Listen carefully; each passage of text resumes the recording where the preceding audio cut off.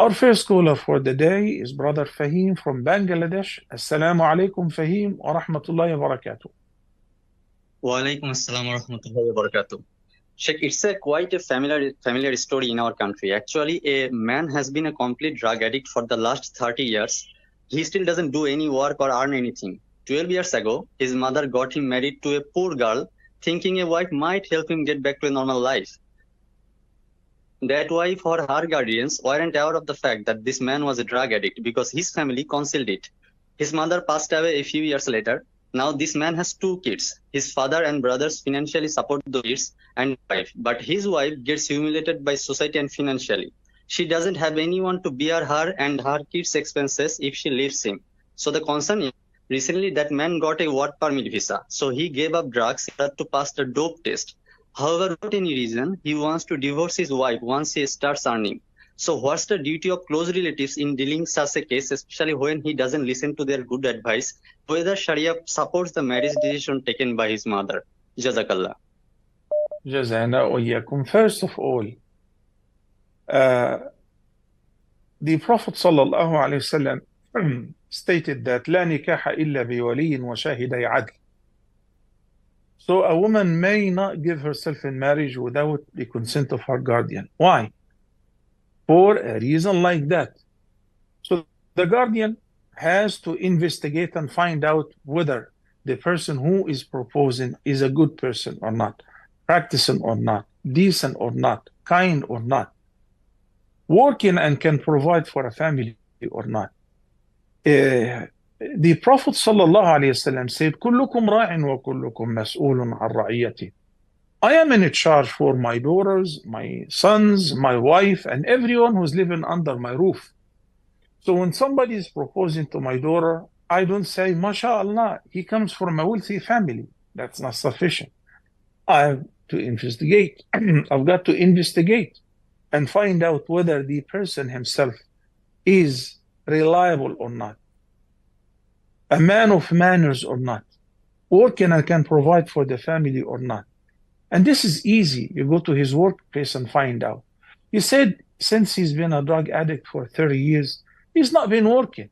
That by itself is a sufficient reason to say, no, sorry, we don't have daughters or girls for marriage for this person.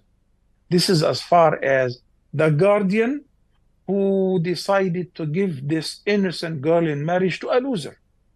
Secondly, a parent, a father or a mother, or both of them, when they're afflicted with a son who's a drug addict, and then they think that if we get him married, he will improve.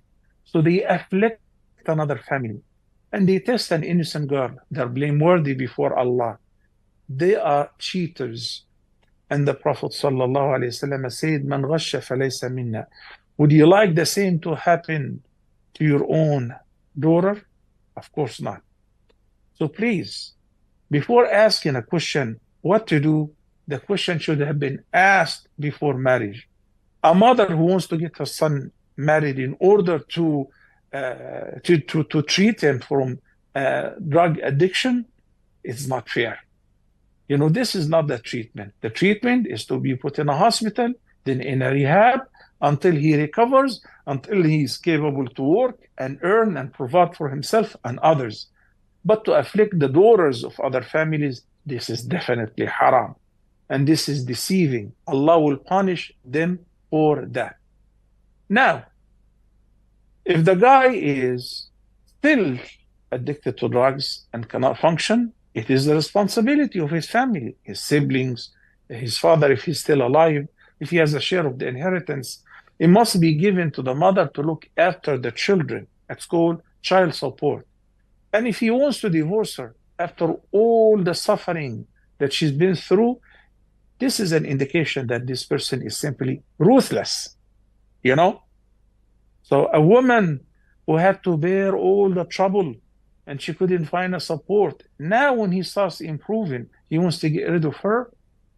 You know, what kind of person is this? In any case, if she is divorced, she's entitled for a housing and a child support, which will be sufficient not only for her kids, but for her too, because she's looking after them.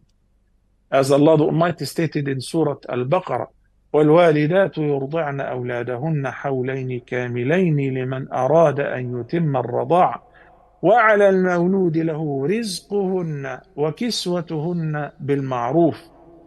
So in case that they're separated and the mother is still breastfeeding, he must provide the housing, must provide for the babies and for the mother's food and clothing in order to look after the children.